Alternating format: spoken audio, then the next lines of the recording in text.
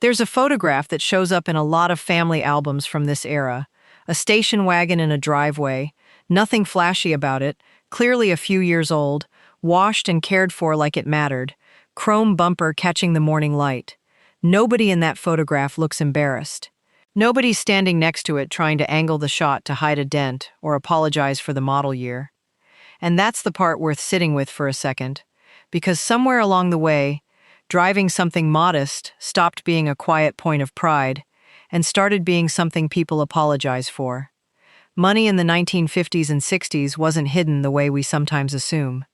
It was managed, carefully, almost invisibly, by people who understood something we've mostly forgotten, that looking wealthy and actually being financially secure are two completely different projects, and chasing the first one usually ruins your chances at the second.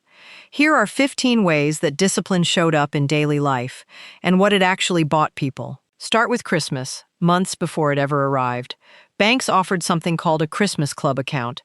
You'd deposit a small amount every week starting in January, sometimes as little as 50 cents, and the account stayed locked until early December, when the whole sum came out at once, ready to cover gifts without a single dollar of it borrowed. It sounds almost overly simple. It also meant nobody walked into January still paying off December. Big purchases worked on a similar patience. A coat, a set of dishes, even a bicycle for a child's birthday could be put on layaway. You'd hand over a small deposit, they'd tag it with your name and wheel it to a back room, and you'd return every week or two with another few dollars until the balance hit zero. Only then did it come home, fully yours, no interest, no debt attached to it at all. The waiting was the whole point, and there was something almost ceremonial about that final payment.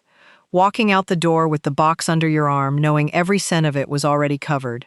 Grocery and department stores handed out trading stamps with nearly every purchase. Small paper stamps you'd lick and paste into a booklet, page after page, kept in a kitchen drawer and pulled out every few weeks to see how close the family had gotten. A full booklet meant a trip to the redemption store, an entire catalog spread open on a counter, deciding between a toaster, a set of towels, sometimes something bigger if you'd been patient enough to fill several booklets over a season. It turned ordinary shopping into a kind of slow, steady savings account that never felt like sacrifice, because you were getting the groceries anyway. The stamps were simply what came free with paying attention. Clothing moved down a line, not into a landfill.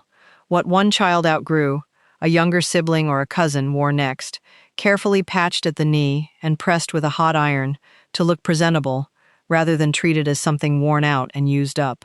Nobody considered this shameful, and a mother might even keep a small mental map of which cousin was about to outgrow which coat, passing word along before the weather turned. It was simply sensible, and it meant a family's clothing budget stretched across several children instead of resetting to zero with each new kid who came along. Gifts, more often than not, came from someone's hands rather than a store shelf. A knitted scarf, the wool picked out specifically because someone remembered a favorite color. A jar of preserves with a ribbon tied around the lid, made from the very tomatoes that grew in the backyard that summer. A hand-built birdhouse for a father who liked to sit on the porch and watch for cardinals. These weren't seen as lesser gifts because they cost less money. If anything, the time put into them was the entire point. Proof that somebody had actually sat down, thought specifically about you, and spent an evening with their hands doing something about it, rather than grabbing the first thing on a shelf on the way home. And here's something that might be the sharpest contrast with today. Almost nobody discussed what they earned. Not with neighbors, not with extended family, sometimes not even fully between spouses in certain households. Money stayed a private matter, which meant nobody's sense of their own success got tangled up in comparing a paycheck to the family next door. You simply couldn't keep score on something nobody would tell you the number to. It's worth pausing on that for a second, because it wasn't an accident that this started slipping. Advertising changed, dramatically, right around this same period.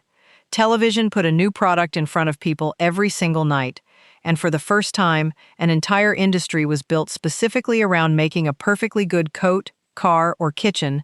The phrase, keeping up with the Joneses, had actually been around for decades already, but it found a whole new engine once a screen in the living room could remind you every evening exactly what the neighbors might be buying next.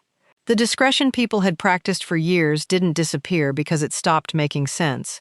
It disappeared because, slowly, something was built specifically to make comparison unavoidable. It's worth pausing here, because this next one runs against almost everything a modern real estate listing tries to sell you. A lot of families bought the smaller house on purpose, not because it was all they could afford, but because it was all they actually needed. And the difference in the monthly payment went straight into savings instead of square footage nobody was going to use. A starter home, back then, sometimes stayed a family's only home for 30 years, 3 bedrooms, 1 bathroom, a single-car garage, paid off completely, owned outright, free and clear, long before retirement ever showed up on the calendar. That same instinct showed up in the driveway. A car got driven until it genuinely wore out.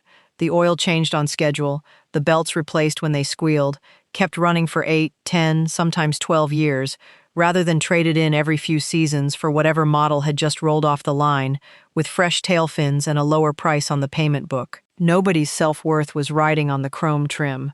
The car's entire job was to run, and as long as it did, replacing it simply wasn't on the table, no matter what the neighbor 2 houses down had just parked out front. Hosting guests didn't require spending beyond your means to impress them either.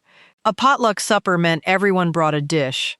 The cost and effort spread evenly across every family at the table, and somehow the meal always turned out more generous than any single household could have managed alone. Nobody kept a mental ledger of who contributed the fancier dish. The whole arrangement only worked because nobody was trying to outdo anybody else. Skills got traded almost as often as money changed hands. A man who understood engines might spend a Saturday afternoon fixing a neighbor's car, hands black with grease, refusing anything more than a cold drink for the trouble. In return, that neighbor's wife might mend a torn coat that same week, or take the kids for an afternoon without ever being asked twice.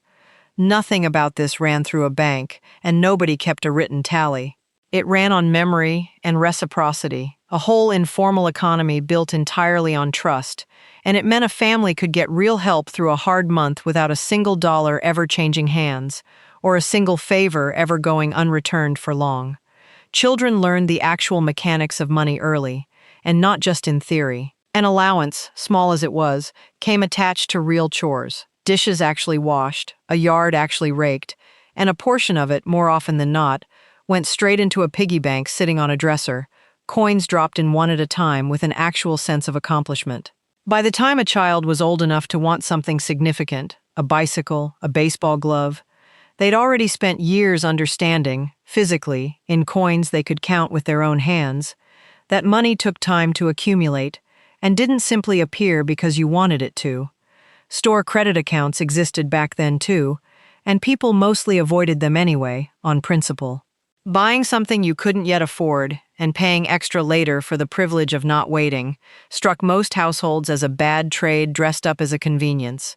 If the cash wasn't there yet, the purchase waited until it was, which meant almost nothing in the house was quietly costing more than its own price tag. Shopping itself was a genuine research project. The newspaper arrived with printed flyers from 3 or 4 different stores, and a careful shopper would lay them side by side at the kitchen table on a Wednesday evening, comparing prices on the exact same can of coffee or cut of meat before circling where to actually go that week. It took real time and a pencil. It also meant almost nobody paid more for something than the going rate that particular week, simply because they hadn't bothered to check 3 doors down. Charity, when it happened, tended to happen quietly. A family struggling through a hard winter might find a box of groceries on the porch with no note attached, left there before sunrise by someone who never rang the bell. A bill at the doctor's office might turn out to be already mysteriously settled, and when you asked, nobody at the front desk seemed to remember exactly who'd come in. Nobody announced it, nobody expected thanks, and often the recipient never even learned exactly who to thank. The giving was the point, not the credit for having given, and even the smallest materials got a second life. Wrapping paper came off a gift carefully, along the seams instead of torn through, folded flat and saved in a drawer for next time. Ribbon got smoothed out under a thumbnail and reused until it finally frayed. A glass jar, once the jam inside it was gone, became a drinking glass, a pencil holder, a container for nails and screws out in the garage. None of it was about scarcity exactly. It was about a simple, almost stubborn refusal to throw away something that still had use left in it, no matter how small. None of this was really about being poor or pretending to be.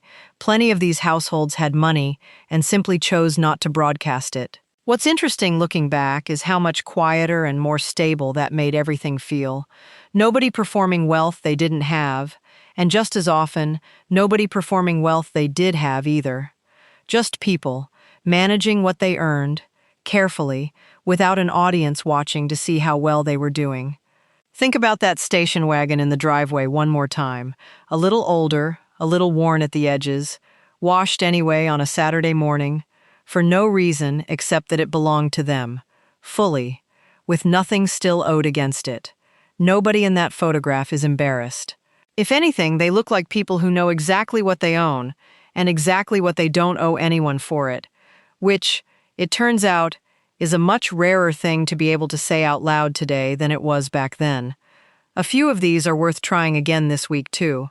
Money, it turns out, hasn't actually changed as much as our habits around it have.